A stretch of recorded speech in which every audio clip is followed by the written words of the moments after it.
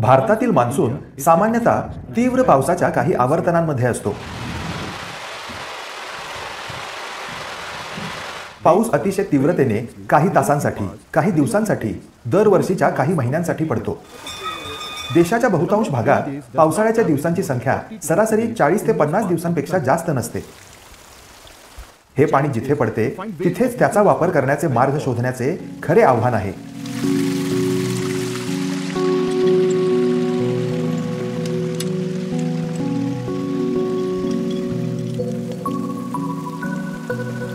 वर्षानुवर्षे आपल्या विकास नियोजकांनी आपल्या देशातील प्रत्येक गावात पडणारा पाऊस नद्यांमध्ये वाहून जाऊ दिला आहे आणि नंतर मोठी आणि महागडी धरणे आणि कालव्यांचे जाळे बांधून हे पाणी गावांमध्ये परत आणण्याचा प्रयत्न केला आहे.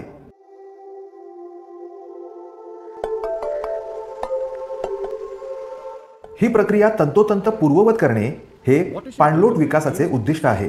प्रत्येक गावात जिथे पाणी पडते तिथेच ते थांबवणे आणि त्याचे संवर्धन करणे, जेणेकरून ते जास्त काळ टिकवून ठेवता येईल आणि वापरता येईल.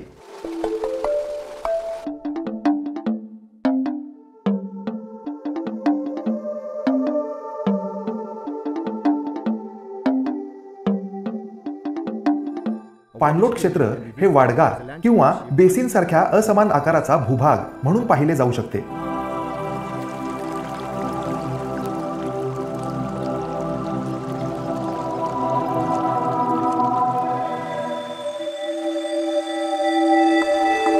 जेव्हा पाऊस पडतो तेव्हा या वाडग्याच्या वरच्या भागातून पाणी खाली वाहते, तळाशी गोळा होते. त्यामुळे डोंगर आणि दऱ्या, जंगले आणि शेतजमिनी जी या पडणाऱ्या पावसाला घेरतात आणि त्याचा प्रवाह ओढे आणि नद्यांना मिळवतात, असा सर्व भूभाग पाणलोट क्षेत्राखाली येतो.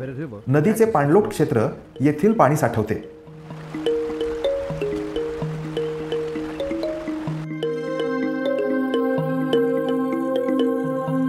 पाणलोट क्षेत्राचा आकार काही हेक्टर ते हजारो चौरस किलोमीटर पर्यंत असू शकतो.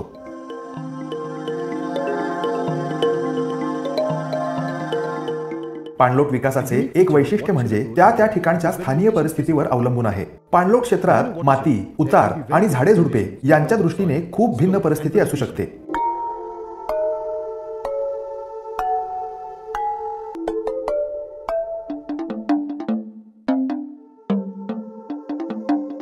या प्रत्येकातील फरकानुसार पाणलोट कार्यक्रमातील हस्तक्षेप बदलतात.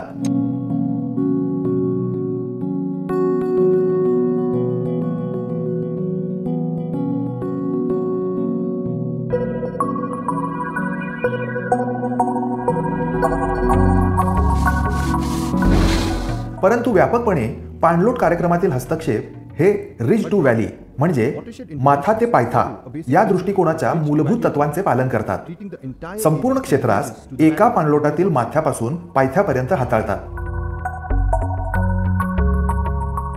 अशा प्रकारे आपल्याकडे छोट्या पर्यावरणीय क्षेत्रांची एक मालिकाच दिसते, ज्यातील प्रत्येक भाग त्या स्तरावरील हस्तक्षेपाच्या समूहाचे एक जलक्षेत्र म्हणून काम करते.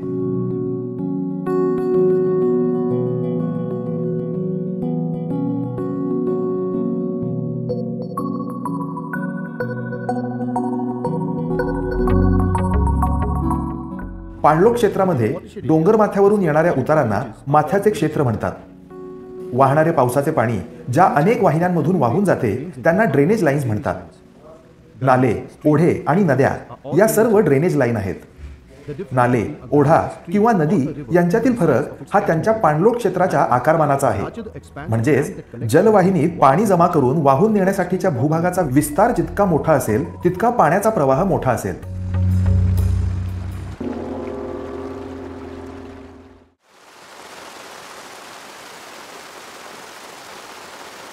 पाणलोट क्षेत्र विकासाचे प्राथमिक उद्दिष्ट पावसाचे पाणी अडवणे हे आहे.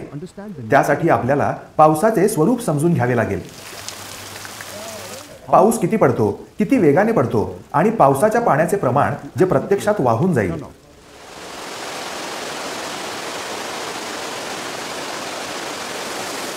हे मापदंड पाणलोट संरचनांचे आकार आणि स्थान नियोजन करण्यासाठी महत्त्वपूर्ण आहेत.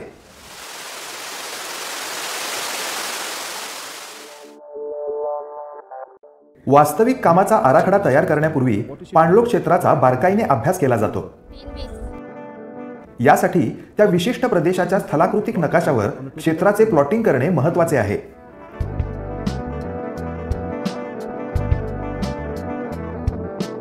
ग्राफ पेपरच्या साहाय्याने क्षेत्रफळ मोजले जाते आणि नंतर त्या प्रदेशाच्या भूगर्भशास्त्राच्या प्रकारानुसार वाहत्या पाण्याच्या प्रवाहाचा अभ्यास केला जातो. डोंगर उतार, माती आणि पर्जन्यमान हे सर्व घटक त्या भागातून किती पाणी वाहून जाते यावर परिणाम करतात. स्ट्रक्चर्समध्ये किती पाणी वाहणे अपेक्षित आहे हे एकदा आपल्या लक्षात आले की आपण त्यांच्या रचनांचे नियोजन करू शकतो, जेणेकरून या रचना एकतर प्रवाहाचा वेग कमी करतील किंवा वाहत्या पाण्याची जास्तीत जास्त साठवणूक त्याच भागात होऊ शकेल. आपण हे मान्य केले पाहिजे की पाणलोट क्षेत्रात पडणाऱ्या पावसाच्या प्रत्येक थेंबाची साठवणूक करणे शक्यही नाही आणि तसे करूही नये. प्रवाहात पुढे असणाऱ्या गावांसाठी काही पाणी वाहून जाऊ दिले पाहिजे.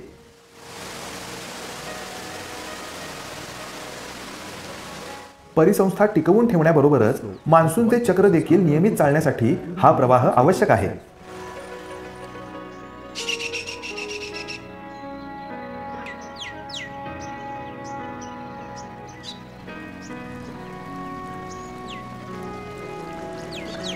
पाणलोटाचा दृष्टिकोन समतोल तत्वांवर आधारित असावा. आपण धरणी मातेकडून जे काही घेतो ते आपण तिला परतही केले पाहिजे.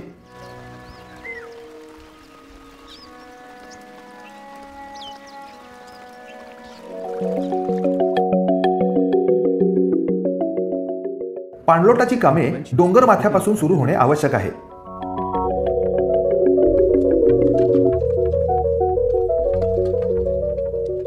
पाणलोटाच्या वरच्या भागावर उपचार न करता पाणलोटाच्या सर्वात खालच्या भागात जलसंचयन संरचना बांधून सुरुवात करणे ही एक सामान्य चूक आहे.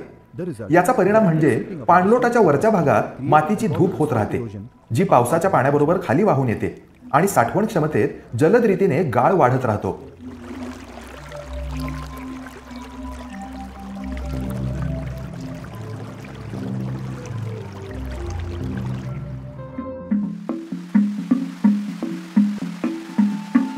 म्हणूनच आपण डोंगर माथ्यावर कामांना सुरुवात करून त्यानंतर सर्वात लहान नाला आणि मग पाणलोटातील अधिक मोठ्या नाल्यांवर काम करत या प्रत्येक ठिकाणांवर प्रवाह अडवला पाहिजे.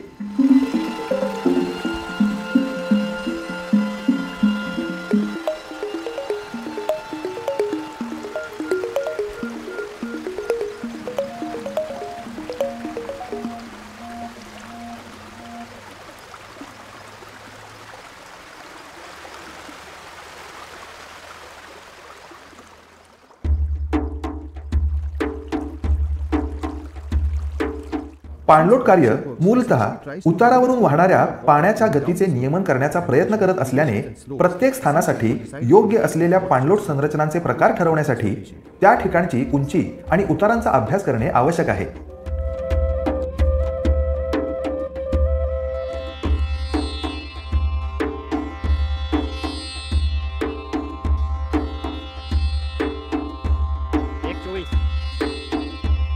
एक 15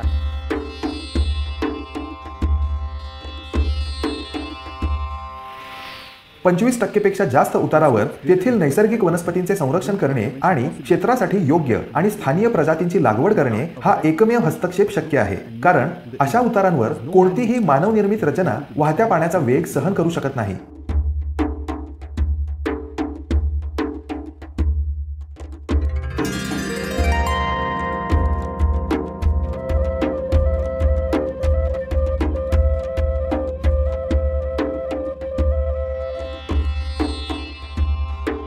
दहा ते 25% उतारांवर आपण कॉन्टूर ट्रेंच म्हणजेच समतल चर बांधतो.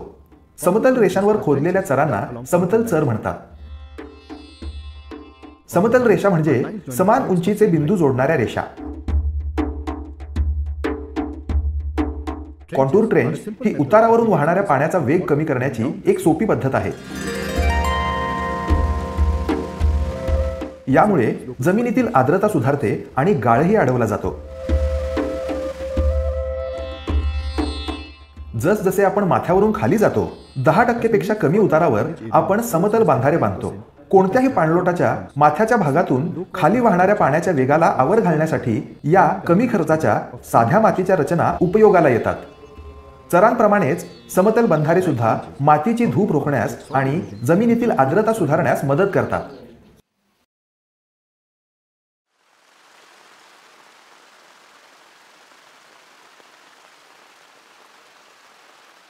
लहान ड्रेनेज लाईन्स किंवा हंगामी प्रवाहांवर आपण बोल्डर चेक किंवा गली प्लग बांधतो. बोल्डर चेक हे खडक किंवा दगडांपासून बनवलेले खूप छोटे धरण आहे.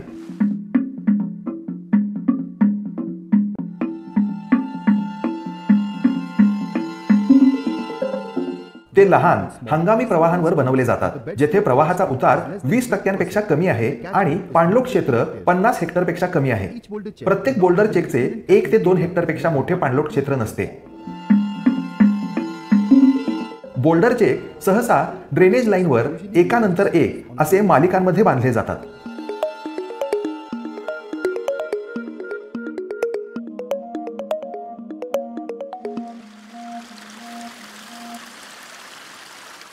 हे दगडी बंधारे बांधण्याचे मुख्य उद्दिष्ट पावसाचे पाणी साठवणे हे नसून वाहणाऱ्या पाण्याच्या प्रवाहाचा वेग कमी करणे हा आहे. यामुळे मातीची धूप कमी होण्यास मदत होते आणि नाल्यांमधील पाण्याच्या प्रवाहाचा कालावधी वाढतो.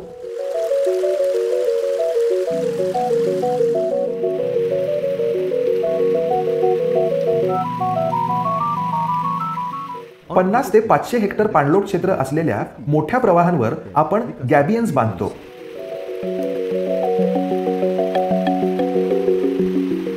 हे असे प्रवाह आहेत जेथे साध्या बोल्डर चेकसाठी प्रवाहाचे प्रमाण आणि वेग खूप जास्त आहे. गॅबियन्स सुद्धा एक प्रकारचे बोल्डर चेकच आहेत, पण ते खूप मोठे बोल्डर चेक आहेत आणि येथे खडकांना जाळीमध्ये एकत्रित करून मग त्यांना रचले जाते.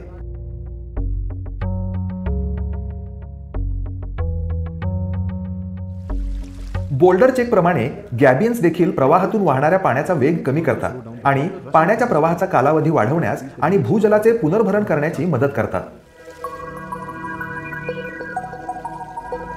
ते गाळ देखील अडवतात, ज्यामुळे पुढे असलेल्या मोठ्या धरणांमध्ये जमा होणाऱ्या गाळाचे प्रमाण कमी होते.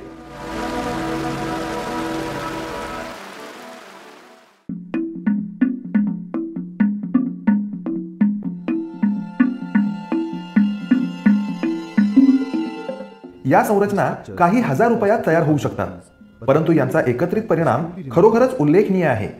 डोंगर माथ्याच्या भागात यांचे बांधकाम केल्यामुळे पृष्ठभागावरील पाण्याच्या प्रवाहाचा कालावधी वाढून गॅबियन्स वाहत्या पाण्याचा वेग कमी करतात, जमिनीची धूप कमी करतात आणि सुकलेल्या नाल्यांचे पुनरुज्जीवन करतात.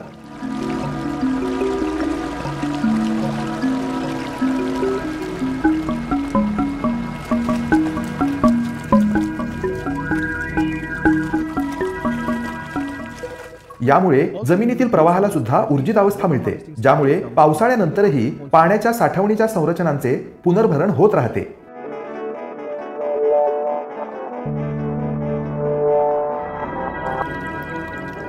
वरच्या भागातच गाळ अडवल्याने ते या धरणांचे आयुष्य वाढवण्यासही मदत करतात.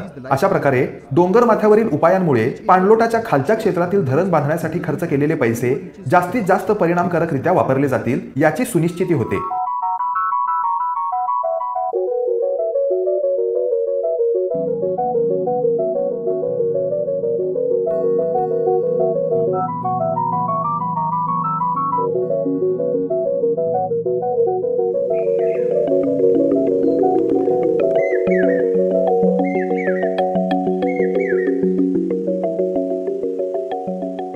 कोणत्याही पाणलोट कार्यक्रमातील मुख्य हस्तक्षेपांपैकी एक म्हणजे पाणलोटाच्या मुख्य प्रवाहावर बांधलेली मातीची धरणे.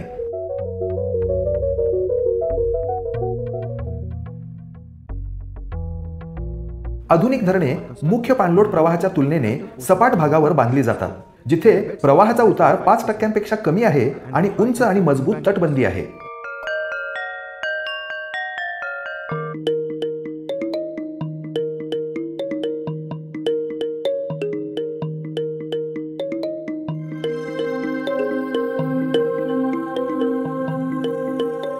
मातीचे बंधारे ही साधी, लहान, कमी खर्चाची रचना आहे जी स्थानिक संसाधनांचा आणि स्थानिक ज्ञानाचा कल्पकतेने उपयोग करून बांधली जाते.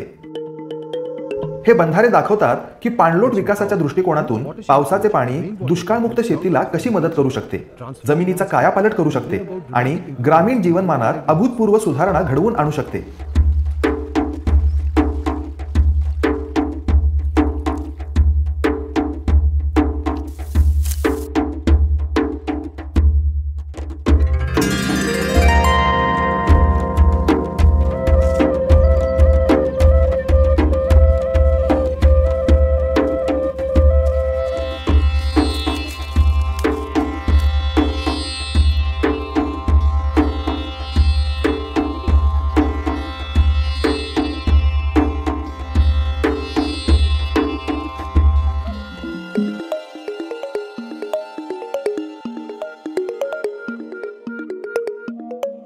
शेतातील सपाट जमिनीवर पावसाचे पाणी साठवण्यासाठी शेततळे बांधले जाते, जे अन्यथा तसेच वाहून गेले असते.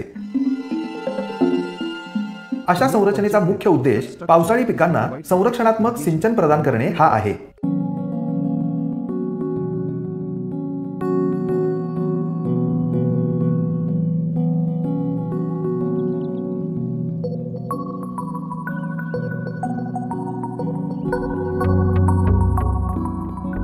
पावसाळ्यात सलग अनेक दिवस पाऊस पडत नाही.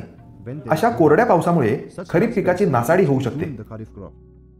शेततळे अशा संकटांपासून संरक्षण करते.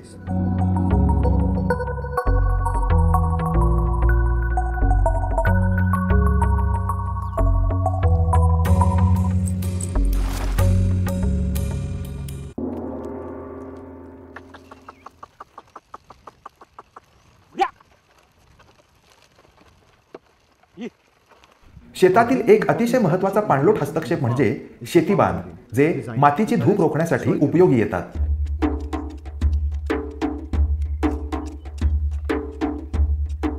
हे बांध शेतातील पाण्याचा प्रवाह रोखून जमिनीतील आर्द्रता टिकवण्यास मदत करतात.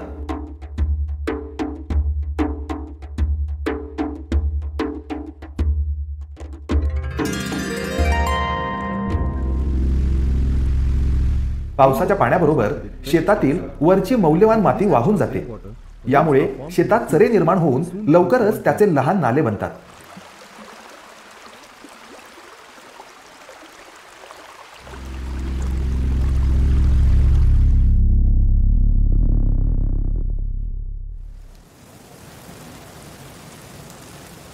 आपल्या देशात दरवर्षी 6.6 अब्ज टन वरची माती आणि 5 ते 8 दशलक्ष टन पोषक द्रव्ये मातीच्या धुपामुळे नष्ट होतात.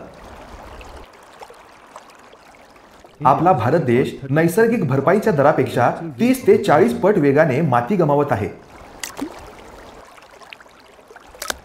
सुपीक मातीचा 2.5 सेंटीमीटर जाडीचा थर तयार होण्यासाठी प्रत्यक्षात 10,000 वर्षांहून अधिक कालावधी लागतो.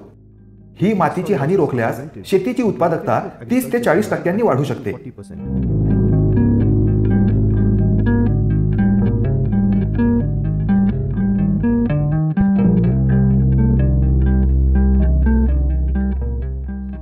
पूर्वी सगळी माती वाहून जायची. बंधाऱ्यामुळे ती आता शेतातच अडवली जाते. अडवलेल्या मातीचं प्रमाण बघा.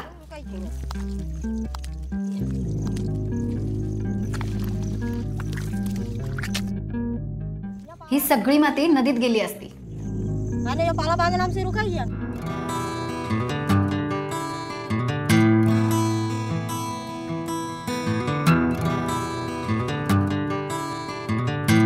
स्थानिक पातळीवर उपलब्ध साहित्यापासून बनवलेल्या या पाणलोट संरचना अतिशय सोप्या आहेत आणि स्थानिक लोक स्वतः बांधू शकतात आणि त्यावर प्रभुत्व मिळवू शकतात, ज्यामुळे त्या क्षेत्रासाठी विशेष कायमस्वरूपी संपत्ती निर्माण होते. पाणलोट व्यवस्थापनाचे उद्दिष्ट निसर्गावर प्रभुत्व मिळवणे हे नसून पर्यावरणीय पुनरुत्पादन, उपजीविका आणि जलसुरक्षा तसेच लोकांचे सक्षमीकरण साध्य करण्यासाठी उपाय शोधणे हे आहे.